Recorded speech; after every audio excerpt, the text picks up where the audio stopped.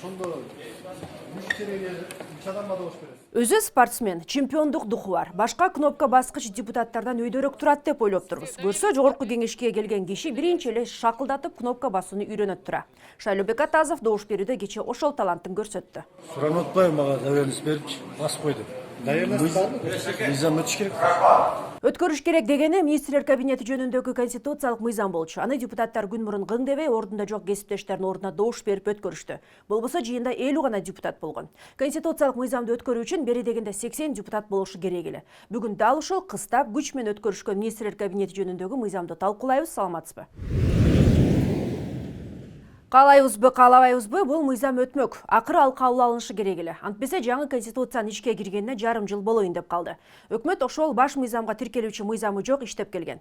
Эми президент кол койсо, министрлер кабинети бир мыйзам менен иштей баштайт. Айтмакчы, аткаруу бийлигинин башында президент турат. Ал эми министрлер кабинетинин төрагасы өкмөттү жетектеп, ошол эле учурда президенттик аппараттында башчысы болот. Министрлер кабинетинин башчысы президенттик администрациянын жетекчиси болгондон кийин, болуп эсептелгенден кийин президенттин администрациясында толук түз ошол министрлер кабинетинин төрагасы менен иштешет. Министрлер кабинетинин төрагасынын орун басарлары да бар, тармактарды тейлеген. Реалдуу секторду, экономика, социалдык бөлүктөрдү. Алар менен да түздөн түз министрлер менен иш алып барышат.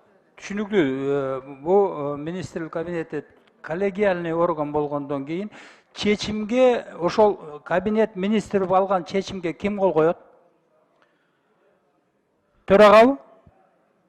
Министрлер кабинетинин төрагасы кол коет. Токтом кабыл алганда.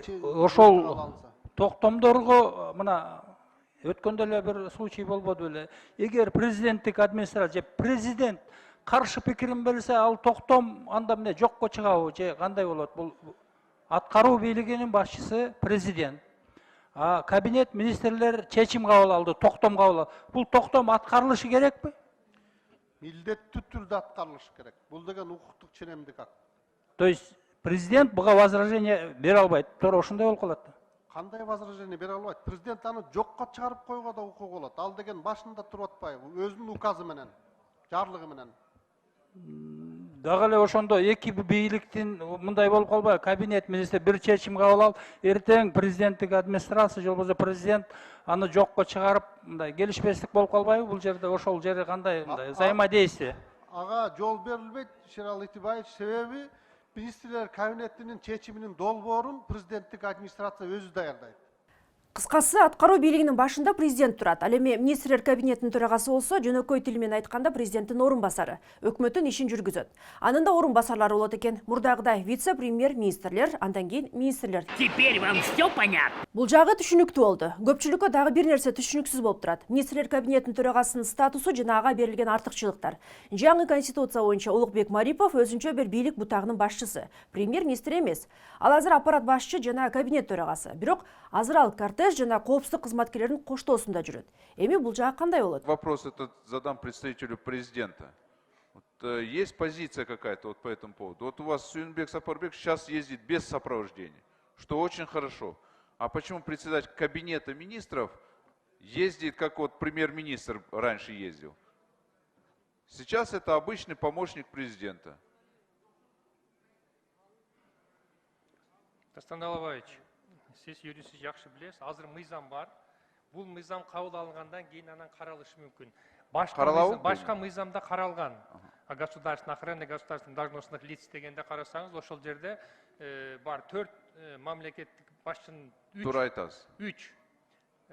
президент, премьер-министр и представитель Верховного суда деп турат ал жердечи. Ооба. Туурабы? Ал мыйзам жокко чыккан эмес. А бул мыйзамга ал жазылбайт. Ал ошол мыйзамга жазылган. Биринчиден, экинчиден кабинет министров азыр мына мыйзамды кабыл алынгандан кийин, анан кийин каралышы мүмкүн ал эмечи. Сиз айткан вопрос. Тура. Себеби премьер-министр кызмат жок да, туурабы? Жок, ал эми азыр муну мыйзам кабыл алынгандан кийин Дастан Алабаевич, анан кийин каралат да. Мыйзам азыр эски мыйзам действует азыр. Так, хорошо. А вот тогда замы от руководителя администрации кем будут назначаться? Президентом. Президентом? Конечно. Если сам премьер-министр, председатель кабинета министров является руководителем администрации президента. Ну, заместитель президентом назначается. Президентом. Да. Представители Джоркинеши будет также представитель кабинета министров и представитель президента. Нет, сейчас вопрос рассматривается об объединении. Президенттин өкмөтүндө парламенттеги өкүлдөрү бир болуп жатса, демек аппараттар дагы бириктирилиши керек. Мурда президенттин жана өкмөттүн өз-өзүнчө администрациясы болгон. Ал эки жакта тең толгон токой чиновниктер, кызматкерлер иштеген. Азыр деле өз-өзүнчө иштеп жатышат. Эми алар кандай болот деген суроо туулат. Мыйзам күчкө келгенден бери, как вступит в силу, то начнутся вопросы и процессы этого слияния. В принципе, эти вопросы, они ведутся, разговор, работы по этому. Осталось только это узаконить в законном порядке, и все вопросы будут вестись только одним аппаратом, администрацией президента. Эки чоң администрация кошулуп жатса, демек кыскаруулар болору турган кеп. Өкмөт өкүлдөрүнүн билдиришинче, чиновниктердин аппараты 30%га чейин кыскарышы мүмкүн. Бизде азыр так расчеттор жазалып бүтүлүп элек. Эгерде ошо мыйзамды кабыл алып берсеңиздер, андан кийин карап беребиз. Бүгүнкү күнү финансы министрлиги президенттин указына ылайык 30%га чейин кыскартууларды, ошонун ичинде администрация президента менен аппарат правительствоны дагы эсепчотторубуз бар. 30%ке чейин деген. Азыр экөө бириккенде канчага кыскарат, азыр так анализибиз жок.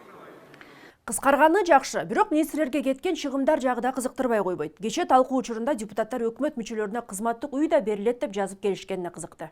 Өкмөт мүчөлөрүнө минтип коюпсуңар да, өкмөт мүчөлөрүнө турак жай менен камсыз болот деп. Эмне үчүн? Мамлекет эмне үчүн ошолорго министрлердин бардыгы 20 секунд.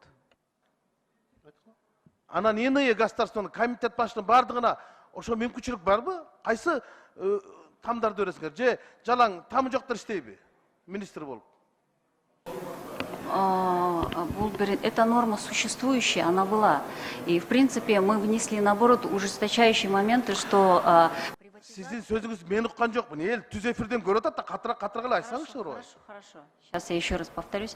Эта норма существующая. Она есть и существует в действующей редакции. Поэтому она здесь сидит. Но мы внесли еще норму, которая ужесточает, что такие служебные квартиры, они не подлежат приватизации. Это не значит, что все министры будут обеспечены служебными квартирами. Эми бул аша чапкандык анан коопсуздугуна коркунуч келтирсе, анын жубайына, жакындарына, үй бүлөсүндөгү мамлекет кепилдик алат депсиңер. Ай, ким эле анчалык эле ошо коопсуздук жаралат дейсиң кайсы бир министрликке? Тескеринче министрликтериң карапайым элге коопсуздук жаратып атпайбы? Министрлер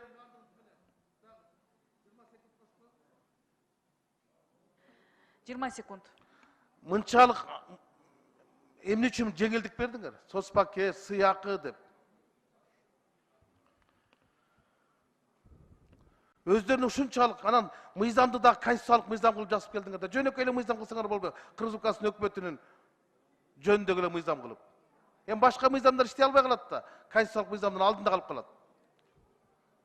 Силер буларга абсолюттук нерсе берип атасыңар. Күчөтүп атасыңар министрлердин бардыгын. А булардын ишин көрүп атабыз. Министрлер кабинети жөнүндөгү мыйзамдын баштапкы вариантында чоң талкууга алынган дагы бир маселе бар эле. Ал, эгер кайсы бир министрди жоопко тартуу керек болсо, президенттин макулдугу менен гана ишке ашат деген норма. Эми бул акыркы вариантында ал норма жок. Баса мамлекеттик сыйлыгы бар өкмөт мүчөсүн дагы камоо мүмкүн эмес дешкен. Ал дагы алынып салынды. Анткени менен министрлерди жоопко тартууда башка ыкма киргизип коюшкан. Министрлерге кылмыш иши, жазык иши козголо турган болсо, президенттин макулдугу керек деген да норма бар болчу да. Ошондой эле мамлекеттик сыйлыгы бар министрлер кабинетинин мүчөсү ал арест боло албайт, камакка алына албайт деген да нормалар кирилген болчу. Биз азыр мына депутаттар биз сунуш кылдык, муну жокко чыгаралык деп. Бирок жаңы бир формулировка норманы кирип жатабыз. Эгерде министрлер кабинетине кылмыш иши козголо турган болсо, ал башкы прокурордун гана чечими менен козголот деп. Мындайча айтканда, жөнөкөй район, областтын, шаардын прокуратураларда кылмыш ишин козгой албайт. Бул дагы бир чоң мындай бир жакшы ал министрликке коргоо болуп эсептелет. Ал эми президенттин макулдугу менен анан жана мамлекеттик сыйлыгы бар деген норманы такыр жокко чыгарууну сунуш бердик. Муну да комитетте жактырды кесиптештерибиз. Ошентсе да министр болом деген талапкерлерге талаптар күчөтүлдү. Министрлер кабинети мүчөсү болом деген талапкер 10 жылдык жалпы мамлекеттик жана муниципалдык кызматтанын стажы болуш керек. Анын ичинен 5 жылы жетекчи кызматтарда иштеген деген талап бүгүнкү күндө көрсөтүлдү. Андан сырткары мына кызыкчылыктардын катышуусу жөнүндө биздин мыйзам бар, же болбосо мындай айтканда конфликт интересов деген. Мына ошол мыйзамга да ылайык бүгүн коомчулукта да көп айтылып келет. Мына жөн эле жүрдү эле мындай эле, анан министр болуп келгенден кийин, чоң кызматка келгенде минтип кетти, байып кетти, тигинтип кетти деп. Мына ошондуктан биз ушу мыйзамга ылайык ошол министрлер кабинет мүчөсү болуп, министр болуп дайындалаарда, кызматка кирип атканда бир 3-7 күндүн ичинде министрлер кабинетinin төрагасына ошо декларациясын тапшырып бериш керек. Өзүнүн ошол күнкү болгон кандай мүлкү бар, эмнеси бар, мында тапшырып берүү боюнча да биз атайын жобону киргизип жатабыз. Ошентип кеч болсо дагы негизги делген министрлер кабинети жөнүндөгү конституциялык мыйзам кабыл алынды. Эми бүт жоопкерчилик президентке өттү. Саламатта туруңуз.